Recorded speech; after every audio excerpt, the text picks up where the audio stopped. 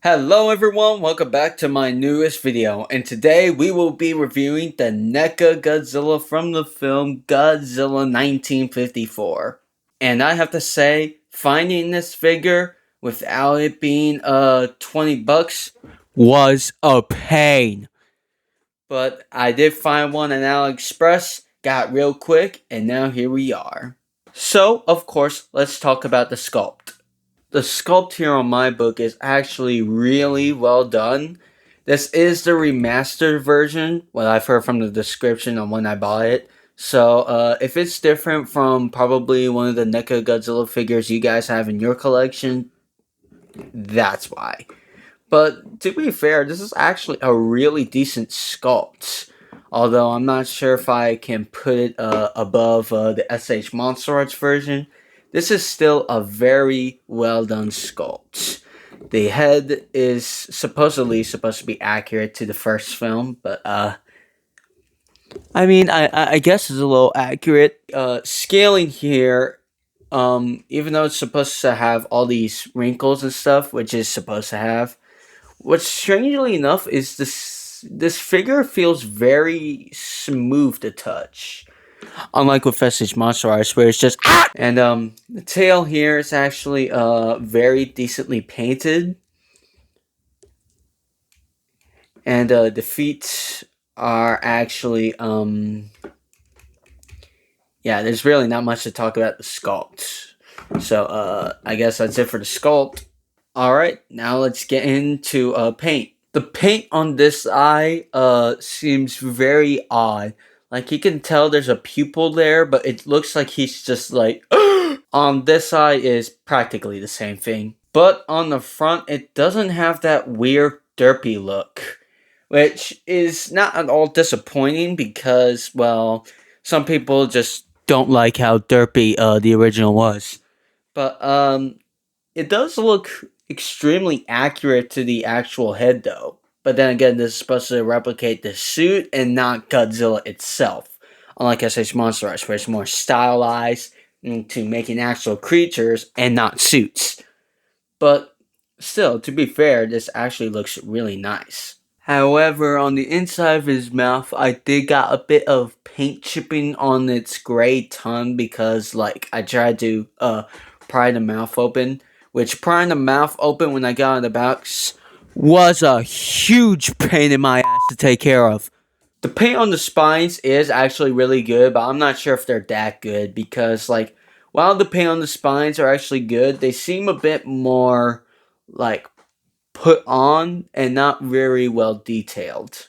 But hey, at least his hands and feet are painted, and the tail is especially well painted. No sloppy paint, it's just put on there with point on white paint or gray paint, whatever. Now it is time for articulation, which, if you're familiar with the other NECA Godzilla figures I have in my collection, it's basically the same. You got a ball joint on the head, got a ball joint on the base of the neck, and you can open the jaw just like so. Which, like I mentioned before, very painful, but like it still works. You get a swivel on the chest. You can arch it back like so, and crouch it down that far. Jeez, it's like the SH Monster Arts 1962 Godzilla. You can even rotate the hands like so. Jeez, that's difficult.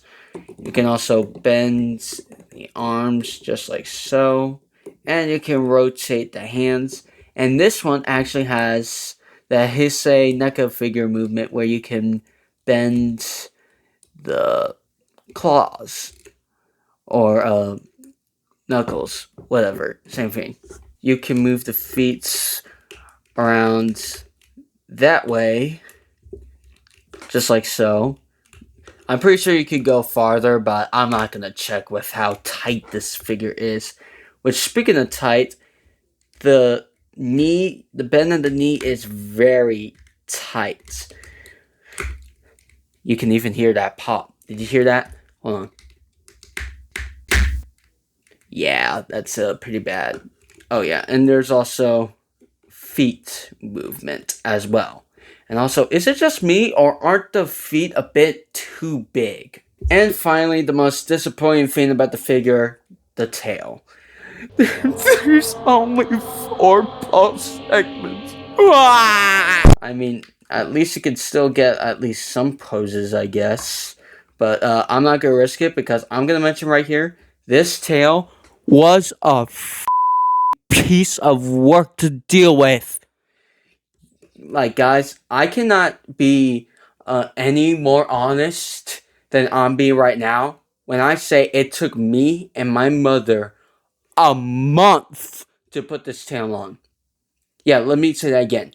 My family took a month to get this tail on. So yeah, I'm not even going to risk trying to use the bendy wire method, considering I know that's an option. I'm not going to risk it. Now let's move on to accessories. An atomic breath piece. All you gotta do is open its mouth, just shove it in there, and there you go. You got him shooting his atomic breath. So this review is basically going to be a short one because one thing, I have some stuff that's coming up this Christmas, and two, I'm basically lazy, like I said. I'm sorry if I haven't been making as much videos as I probably should be this past year, but look guys, sometimes making high effort videos on a channel is just difficult. But I am trying to do better. If you guys want me to be more active or want to see me more active, check out my TikTok. But anyways, about this whole thing, I think the SH Monster Arts figure is probably a better value than the NECA figure. Which I know, speaking of SH Monster Arts and NECA, that sounds like a very stupid thing to say. But listen, you get the SH Monster Arts figure for like $100. As for the NECA figure, you get this thing for $150. Like what? So, yeah. Anyways, I just think the SH Monster Arts one is of better value. It's way more accurate, the articulation is always fun and posable, and despite not having no accessories, it's still of use, if you do have accessories at least. So if you have accessories to go with the SH Monster Arts figure, you're not really going to be disappointed. But anyways, thank you guys so much for watching, and I'll see y'all with a new video on this Christmas. If I'll be able to finish one on Christmas, that is.